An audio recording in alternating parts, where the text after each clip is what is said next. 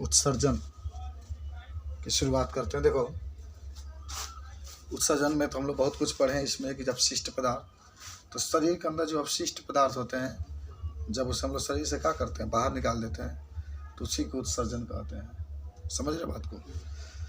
माने समझो कि उत्सर्जन जो होता है ना, हमारे शरीर के अंदर जितने भी अपशिष्ट पदार्थ होते हैं, चाहे यूरिया बने, चाहे जल बने, चाहे यूरिक अम्ल बने, चाहे अमोनिया बने, चाहे मीथेन बने, जब उसको शरीर से क्या करते हैं, बाहर निकाल देते हैं, या जो भी हानिकारक पदार्थ होते हैं जब उसको हम लोग बाहर निकाल देते हैं, तो उसी को हम लोग क्या कहते हैं, उत्सर्जन कहते हैं। याद हुआ कि नहीं? और उत्सर्जन का प्रमुख काम क्या होता है? ब्रीथ होता है। लिख लो कि शरीर में बने हानिकारक अपशिष्ट पदार्थ को जब शरीर से बाहर निकाल देते हैं,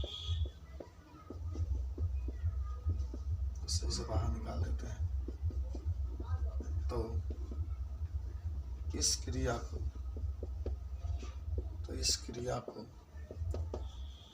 उत्सर्जन कहते हैं। इस क्रिया को उत्सर्जन कहते हैं। अब तथा लिख लेना, तथा उत्सर्जन को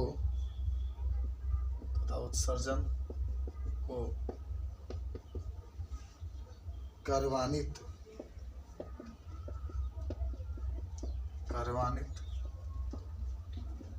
करने वाले अंग को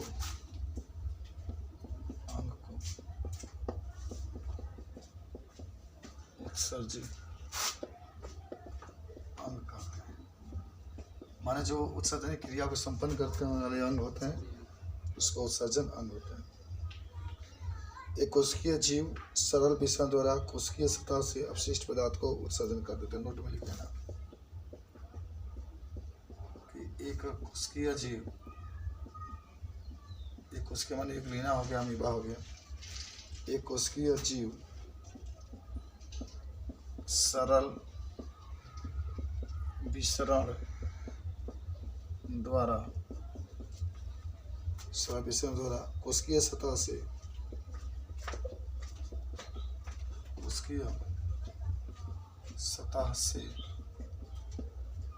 अपशिष्ट पदार्थ को बाहर निकाल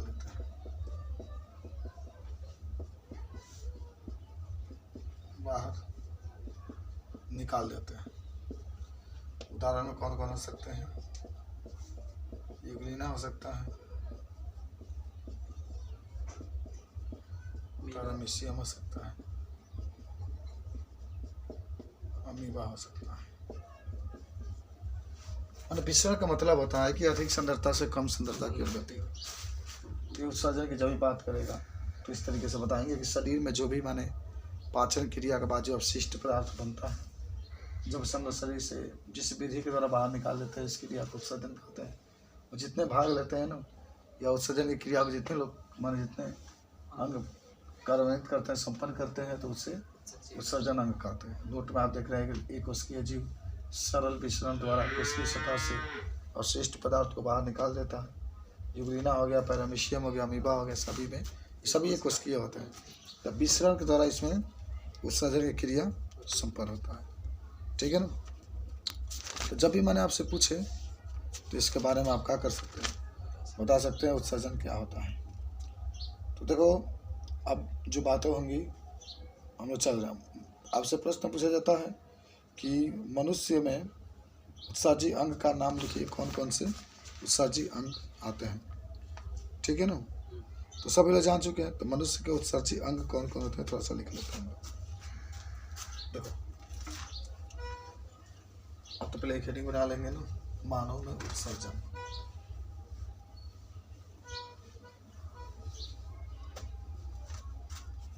मानव में उत्सर्जन।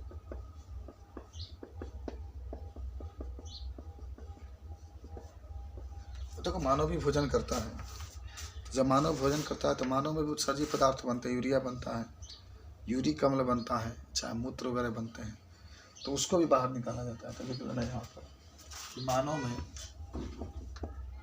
बने अपशिष्ट तथा हानिकारक पदार्थ को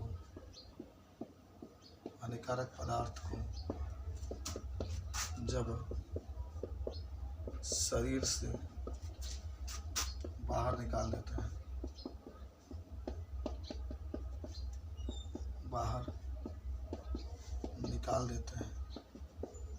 तो इसे मानव में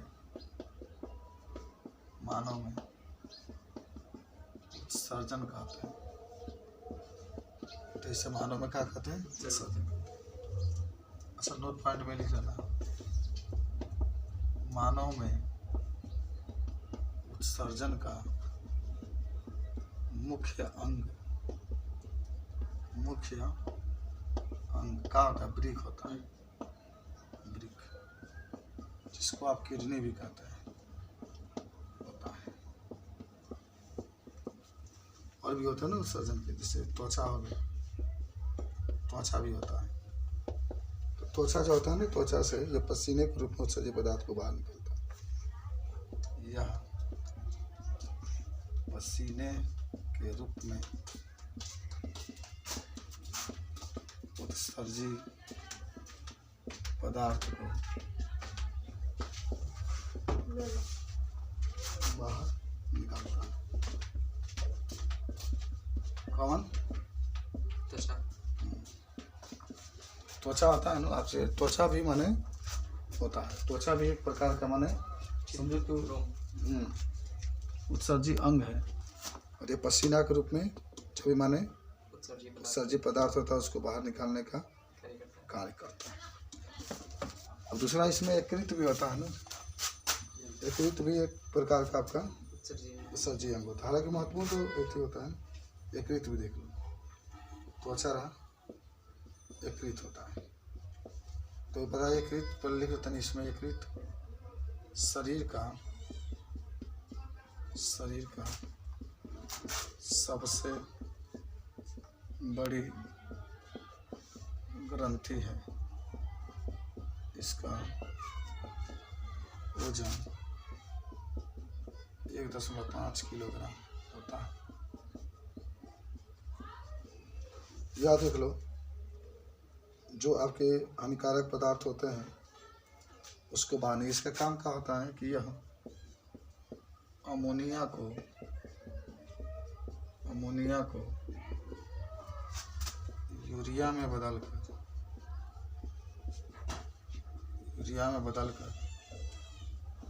शरीर से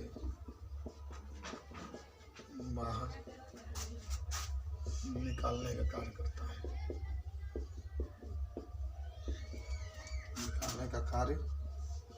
करता है, यकृत का हमारे शरीर की सबसे बड़ी ग्रंथि होती है। इसका वजन भी देख रहे हैं। और यकृत का कार्य क्या होता है? शरीर में जो यूरिया बनता है, यूरिया का तो जानते होंगे, NH2C NH2 होता है, उस यूरिया को ये अमोनिया में बदल करके शरीर से क्या करता है? बाहर निकालता है। ठीक है, अब देखो कुछ बातें बता दे तुम लोग को। मानव का वृक्क, देखो वृक्क के बारे में अगर कोई आपसे पूछे किडनी के बारे में तो क्या होता है, तो क्या बताओगे? कि इनकी संख्या 2 होती है। पहले किडनी की संख्या 2 होती है। उदर गुहा में कैसरोगी दंड के पार्श्वों में स्थित सेम के बीच के आकार की समझेंगे, सेम होता है, सेम के बीच के आकार की तरह होता है। अभी आप चित्र इसको देखेंगे। प्रत्येक वृक्क लगभग 10 सेंटीमीटर लंबा होता है। माने लगभग जो वृक्क होता है 10 सेंटीमीटर क्या होता है? लंबा होता है। 6 सेंटीमीटर इसकी चौड़ाई होती है, तो लगभग 2.5 सेंटीमीटर इसकी ऊंचाई होती है या मोटाई होती है। दायां वृक्क यानी जो दायां वृक्क होता है, किडनी होता है, वह बाएं बीच की अपेक्षा कुछ नीचे होता है। जैसे दाहिने जो होगा ना थोड़ा सा नीचे होता है, बाएं की अपेक्षा बाएं थोड़ा सा ऊपर होता है। वृक्क का बाहरी किनारा उभरा हुआ होता है। जो वृक्क का बाहरी किनारा देखोगे तो क्या होता है? उभरा हुआ होता है। किंतु भीतरी किनारा धंसा हुआ होता है। अंदर वाला जो किनारा होता है धंसा हुआ होता है, जिसमें से मूत्र नलिका निकलती है। इसी में से मूत्र नलिका निकली होती है। इस धसे हुए स्थान को हाइलम कहते हैं। जो धसा हुआ स्थान होता है उसको क्या कहते हैं? हाइलम कहते हैं। मूत्र नलिका का पेशीय थैलीनुमा मूत्राशय में खुलती है। मूत्राशय में संचित मूत्र समय समय पर शरीर से बाहर निष्कासित कर देता है। तो पहले चित्र तुमको बता दें ब्रिक किडनी की।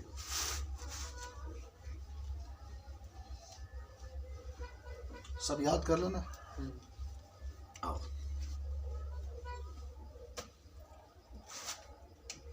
तो ब्रिक की संरचना तो मानव में जो ब्रिक होता है इसी तरीके से होता है। बना लेते हम लोग इस तरीके से दो रेखा हम लोग खींच देंगे। ठीक है, यहाँ से रेखा निकला होता है।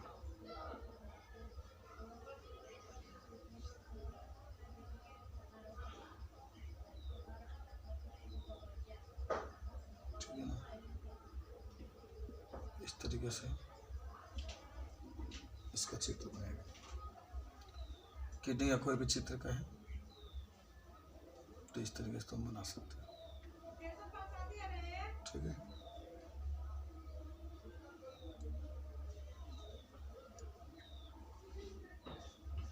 थोड़ा सा मैंने उठाओ तो ढेरे उठ गया।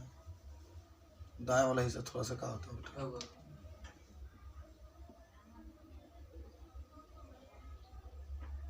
इस तरीके से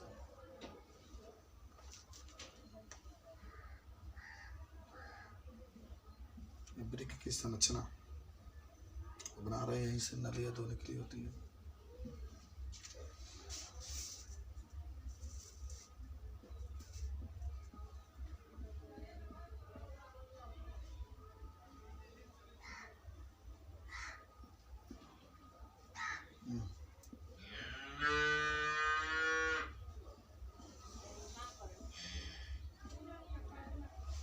नली है, इसमें से निकला।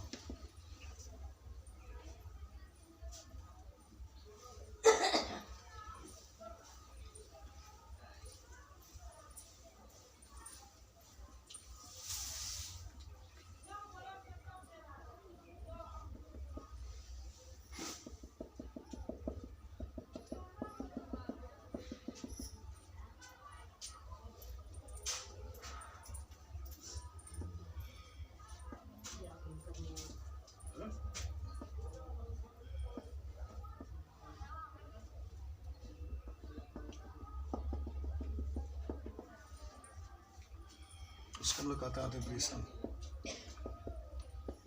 अधिवृषण ग्रंथि, उसको कहते हैं हम लोग ब्रिक धमनी। ब्रिक। नमस्ते सर। नमस्ते। नमस्ते सर। नमस्कार। इसको कहते हैं ब्रिक सीरा। बैठ जाओ। ब्रिक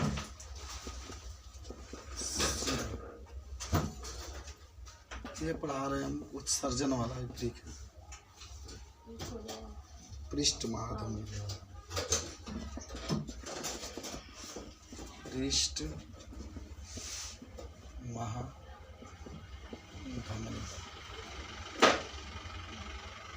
उसको हम लोग कहते हैं मूत्र वाहिनी। यह मूत्राशय, यह मूत्र मार्ग।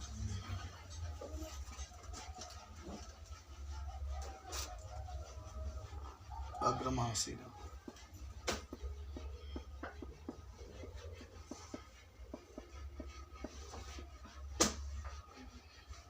यह पेल्विक्स। किडनी के चित्र बना लो, सही होता है। तब तो लोग बता रहे इसके बारे में। मेडियुला है, इसको कहते हैं 12 और हिस्सा को वलकुट। कुछ छूट गया तो इसको लिख लेना जा करके, देख करके। ठीक है, देखो, जो मनुष्य होता है, मनुष्य में जो ब्रिक की संख्या होती है 2 होती है। देखो, एक ये है, एक ये है, ठीक है। इसमें 2 ब्रिक पाए जाते हैं मनुष्य में, माने एक जोड़ी ब्रिक पाए जाते हैं। और जो ब्रिक होता है केशरक दंड के दोनों ओर स्थित होते हैं। जो ब्रिक होते हैं ये सेम के आकार के होते हैं। जो दायां ब्रिक होता है वो बायां ब्रिक से थोड़ा सा ऊपर होता है। मान दायां जो ब्रिक होता है वह थोड़ा सा ऊपर होता है। जो ब्रिक होते हैं उसकी लंबाई लगभग 10 सेंटीमीटर होता है। इसकी जब आप लंबाई नापेंगे ना इस तरीके से तो 10 सेंटीमीटर होगा।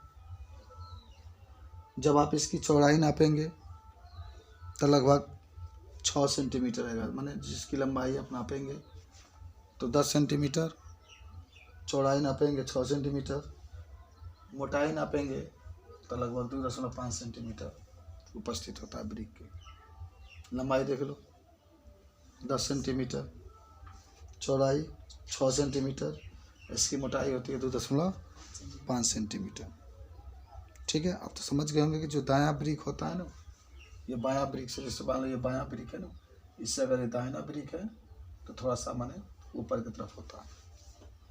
देखो, किंतु अब देखो ब्रिक के जो बाहरी किनारे होते हैं उभरा हुआ दिखाई देंगे। जब आप बाहर देखेंगे तो ब्रिक के जो बाहरी वाला सिरा होता है उसको उभरा हुआ दिखाई देता है, लेकिन जो आंतरिक सिरा होता है ना वो धंसा हुआ दिखाई देता है। इसके मन धंसा हुआ प्रतीत होता है।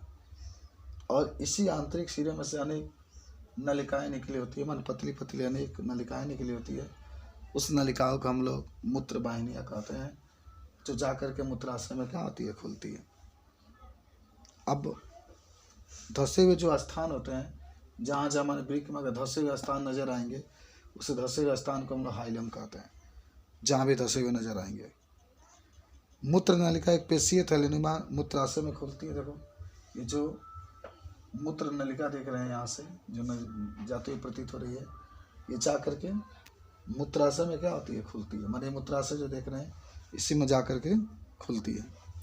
ठीक है, मूत्राशय में संचित मूत्र समय समय पर सही से बाहर निकलता रहता है। जब भी इसके अंदर मूत्र अगर संचित हो जाता है, एकत्रित हो जाता है, तो जब जब माने आवश्यकता होती है तब तक इसको हम लोग इस मूत्राशय से जो होता है मूत्र को बाहर निकालने का कार्य करते हैं। तो ये आपका रहा माने ब्रिक के कुछ बातें। आपने देखा कि मनुष्य में 2 प्रकार के ब्रिक होते हैं, एक ये है, एक ये है।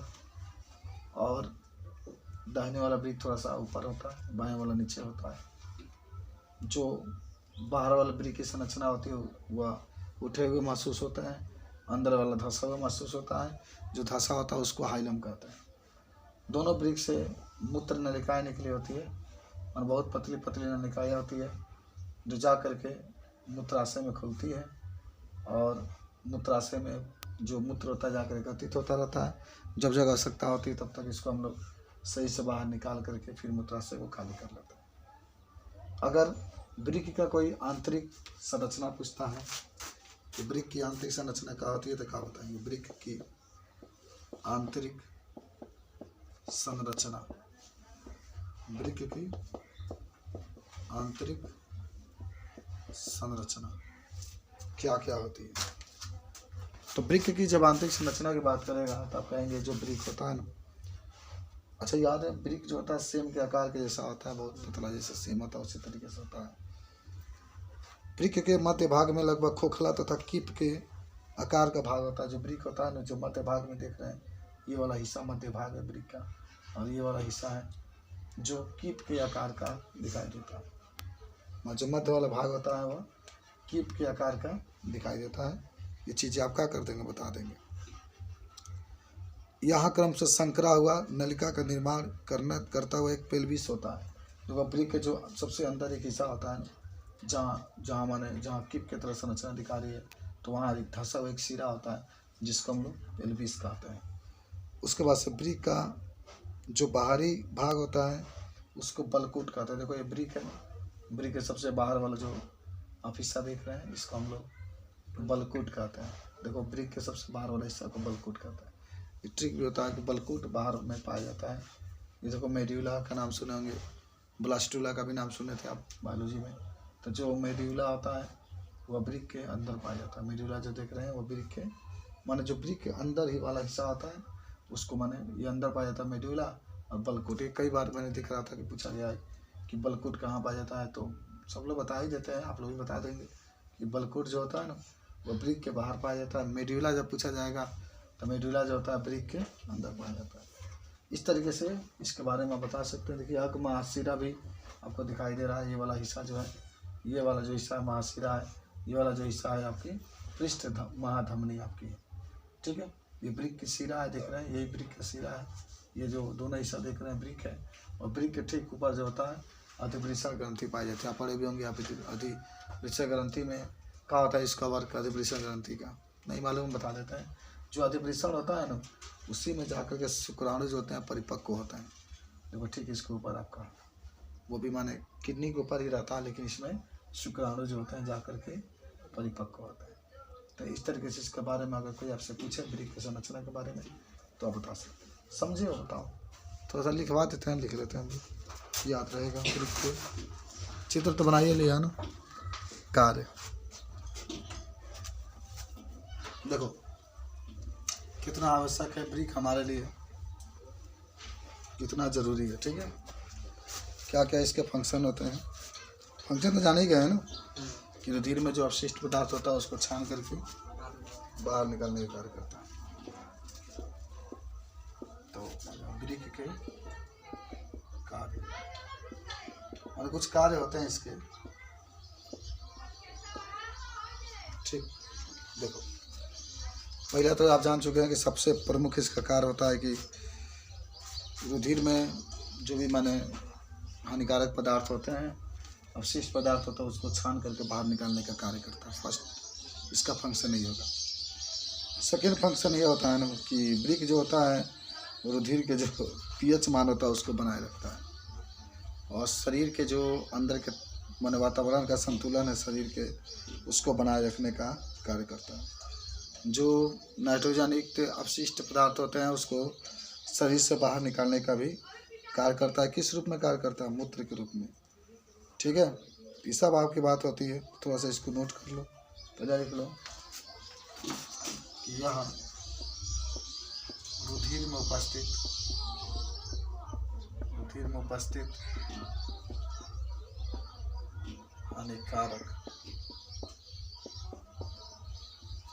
हानिकारक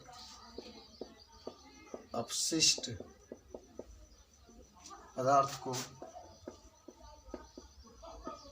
छान कर शरीर से बाहर निकालने का कार्य करता है। शरीर के आंतरिक वातावरण के संतुलन को बनाए रखता है।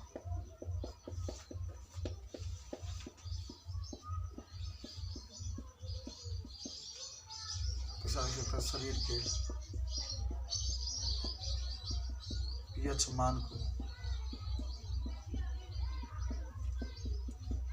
नियंत्रित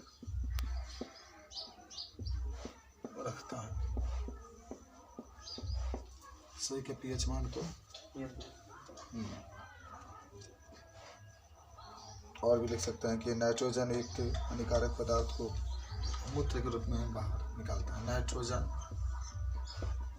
युक्त हानिकारक पदार्थ को शरीर से बाहर निकालने का कार्य करता है। पांचवा कह सकते हैं ये रुधिर के प्रसरणीय दाब पर नियंत्रण रख के दाब को भी नियंत्रित करता है। ऐसे लिख लो, यह जब शरीर में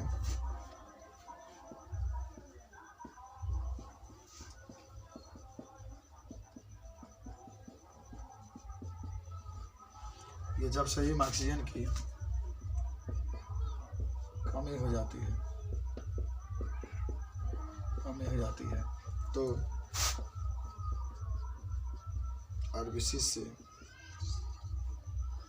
आरबीसी के लिखना निर्माण को प्रेरित करता है।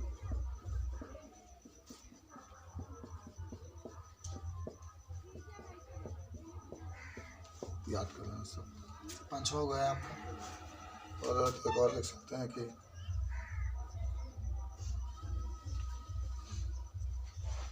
यह शरीर से विषैला पदार्थ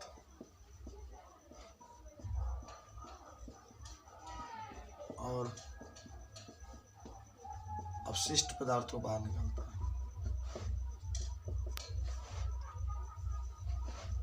अपशिष्ट में औषधि वगैरह आ जाएंगे, उसको ही बाहर निकालता है। माने ब्रिक का कार्य।